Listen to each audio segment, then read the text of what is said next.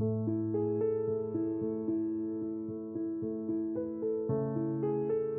1969, I walked into my first day of high school, my first English class, and there stood my teacher, Henry Joy.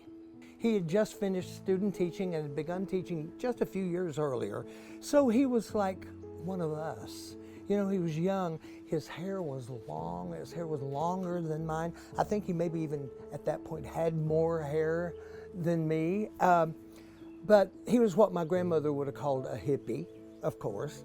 And as it turned out, he was kind of a hippie in his thinking. He was very smart. He was very incisive in teaching, and he progressive in his thinking because he was our age. And here was the one thing that I really noticed most about him: when he would talk to you, you knew he was listening. I left the area for about 10 years, and I came back to work with the Road Company in Johnson City, Tennessee, the theater company. And in a few years after I joined in '82, there showed up Henry Joy. He became a supporter of the Road Company, so we got reacquainted during those years. Then that company closed in '98, and I came to the Barter Theater, and a few years after I came here, guess who showed up? Henry Joy. And so he's been a strong supporter of that institution, both of the institutions, for a long time, a vital member of the board. When he was teaching at Greenville High, he heard about Barter Theater, and he was enamored with Shakespeare, because we taught it. I think we did Julius Caesar in the year I was with him in school. But he decided he wanted to bring a group of students to Barter Theater to see Romeo and Juliet. And that was the first Shakespeare. I think it may have been the first play that he actually saw at Barter Theater. And that's when he got bitten by the bug. And he met his wife Flora not long after that, and she was English too. She loved literature as well, and Shakespeare. So they would come every year to the Barter to see the Shakespeare, and then that just grew and grew and grew until, like I said, when he showed up after I joined the company in '97, then they've been some of, if not the strongest supporters, and not just monetarily, but they come to the shows. They come to the shows, they bring people. He brings friends. He makes sure that they make it to the theater so they can have that same experience and get excited about it. And so he is wonderful in introducing people to the art form and exciting them about it, inspiring them to come on their own. He supports 17 theater organizations in this region every year. And that's not just clearly not the bigger institutions like Barter, but he seeks out those institutions, that fledgling organizations that need the help, that need the push, that can use that smaller amount even to just for seed money to get the thing going and to keep it going. And he follows up and he attends the programs, and that kind of support is invaluable. It's not just a check. You know, it's being there and being part of the audience, because without audience, there's no theater. That's why he wanted to see Shakespeare. He read it, he could read it, he could understand it, he could teach it, but you have to see it. During COVID, there was not a lot of money floating around for the arts, and people needed to work at Barter to keep the institution afloat. And Henry provided salaries for those people during that time of COVID, because the money wasn't coming in like it did regularly. And so, yeah, he kept that quiet. He funded the lighting system for the Burt Bach Theater at the New Martin Center for the Arts at ETSU. Yeah, he's a very good friend that 57 years ago, I wouldn't have known that that was possible. You know, you don't think about becoming friends with your teachers in high school, but lo and behold, what a gift that's been to me. I just have to say that, you know, In 1969, his hair was longer than mine and he had more than me, but now it's a toss-up.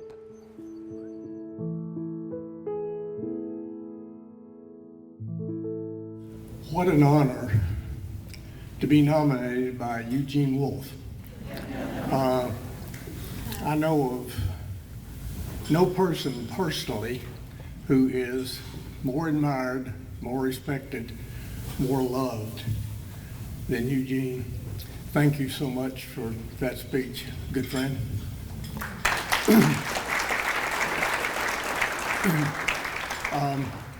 I've been called a lot of words in my life. As a younger person, I refereed basketball. Enough said about that. But Eugene has dubbed me a silent saint. I've rarely been called silent, never been called a saint. But I like the alliteration, I really do, and I'm going to try to live up to it. I also would like to thank Eugene's co-conspirator and Barter's producing artistic director, Katie Brown, for not only the wonderful words that she has written and or said about me, but also for scheming along with Eugene to make a lot of this night possible.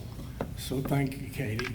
Also, a big shout out to Jackie Blevins, who handled so much of the logistics that either I was unable or unwilling to do. So thank you, Jackie. And especially all of my Barter friends who are here tonight. Your presence is so very, very meaningful. The motto of Barter's season is your theater, your family. Y-O-U-R, theater, Y-O-U''RE, family. And that's my favorite theme that Barter's ever had. And I definitely feel a part of that family. And thank you to all of my Barter family that's here tonight. I would also like to express deep appreciation to AAME, not just for this wonderful gala, but for all that you do for art in our region. I especially enjoyed working with Ben Jennings and Leslie Grace in preparation for this evening. And last, I want to thank my beautiful and intelligent and personable and creative wife, Flora Joy.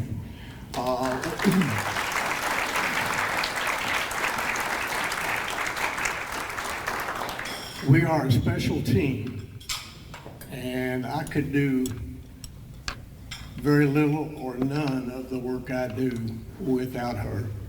I love you, pretty lady.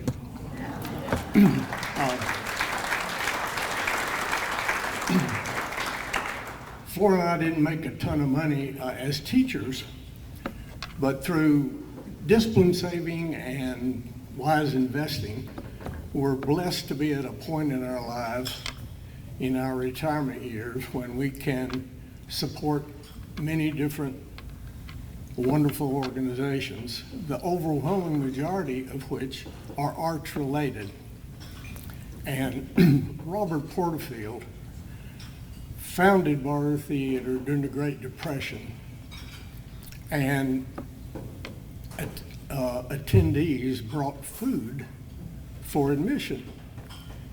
Motivated by necessity then, this policy still stimulates that wonderful idea that art can be just as important as food in sustaining life. And I absolutely believe that. I can't imagine life without soup, beans, and cornbread, but I can't imagine life without art either, especially theater, which is my particular passion. But I'm preaching to the choir. Anybody at an arts gallery knows the value of art. But getting back to our contributions, Flora and I have a motto: if you've got it to give, it's the only way to live. If you've got it to give, it's the only way to live. And I'd like to also congratulate my fellow honorees. Peyton Boyd, renowned architect, creator of frozen music. I love that phrase. I had never heard that. Kyle Buckland, renowned plein air painter, who got his start at Barter Theater. Deidre Cole, renowned dancer, teacher, producer of the Highlands Festival. And Nancy Garrickson, the renowned weaver, fabric artist, co-founder of the Arts Depot. And then me, who has little or no artistic ability. How many remember the board game Pictionary? Right, you're a part of it. We used to host board games, and for those of you who don't know Pictionary, the partners have to draw something so that the partner can interpret what's on a card. And I was so poor at drawing that my partner could never interpret. They didn't have a chance of doing it. And when they found out that if they found out that I was to be their partner, they would make a mad dash for the kitchen, pour themselves a stiff drink so they could endure a round with me as a partner. But I've always felt blessed to have the last name Joy.